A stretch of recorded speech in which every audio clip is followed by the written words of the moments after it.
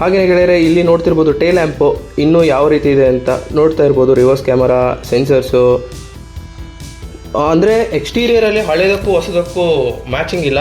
ಏನು ಅಂತಂದರೆ ಹಳೇದು ಸ್ವಲ್ಪ ಸಿಂಪಲ್ ಆಗಿದೆ, ಆದರೆ ಇದರಲ್ಲಿ ಏನು ಅಂತಂದರೆ ತುಂಬಾ LEDಸು ಲೈಟ್ಸು ಆ್ಯಡ್ ಆನ್ ಮಾಡಿದ್ದಾರೆ ಈ ಒಂದು ವೆಹಿಕಲ್ಗೆ.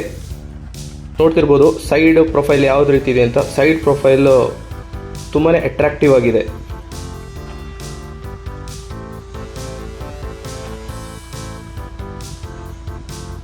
ಹಾಗೆಯೇ ರೇರ್ ಸೈಡ್ ಸೀಟ್ ನೋಡೋದಾದರೆ ನೋಡಿ ಗೆಳೆಯರೆ, ರೇರ್ ಸೈಡಲ್ಲಿ ರೇರ್ ಡೋರ್ ಪ್ಯಾಡ್ ಬಂದು ಈ ರೀತಿ ಇರುತ್ತೆ. ಸೊ ಸೀಟು 60/40 ಫೋಲ್ಡಿಂಗ್ ಎಲ್ಲ ಇರುತ್ತೆ. ಪ್ಲಸ್ ಇದರಲ್ಲೂ ನೋಡ್ಬೋದು ಏನು ಅಂತಂದರೆ ಹೆಡ್ ರೆಸ್ಟ್ ಎಲ್ಲ ಸಿಗುತ್ತೆ. ಪ್ಲಸ್ ಇದನ್ನು ಕೂಡ ವೆಂಟಿಲೇಟೆಡ್ ಸೀಟು ಅಂದ್ಕೊಂಡಿದ್ದೀನಿ. ಪ್ಲಸ್ ನೋಡ್ಬೋದು AC ವೆಂಟಿಲೇಷನ್ ಹಿಂದೆ ಕೂಡ ಇದೆ. ಹಾಗೆಯೇ ಗೆಳೆಯರೆ ಏನು ಅಂತಂದರೆ ಲೆಗ್ ಸ್ಪೇಸ್ ಬಂದು ಅಲ್ಟಿಮೇಟ್ ಆಗಿದೆ. ನೀವು 6 ಫೀಟ್ ಇದ್ರೂ ಸಹ ರೇರ್ ಸೀಟಲ್ಲಿ ಆರಾಮಾಗಿ